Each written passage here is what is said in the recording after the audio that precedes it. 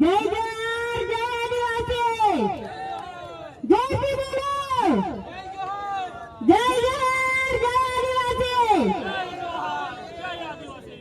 મારું નામ રાઠવા નીરુબેન જયપાલસિંહ છે, ગામ નવાનગર. દિવાળીના નવા વર્ષના તમામ સમાજના ભાઈઓ અને બહેનોને મારા રામ રામ.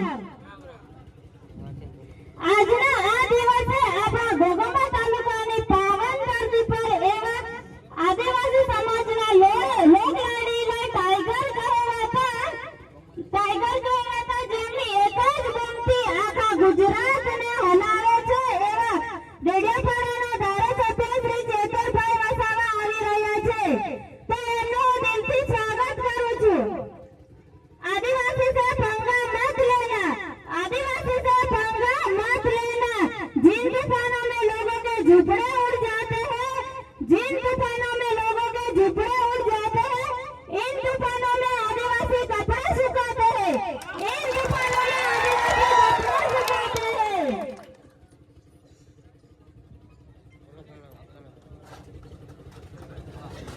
मुसीबत જ્યારે આવે છે ત્યારે વાદળો જેમ અચાનક એક સપાટે ઘેટાટોપ થઈ જાય છે, પરંતુ વિખરાઈ જાય ત્યારે નાની વાદળી પણ જોવા મળતી નથી.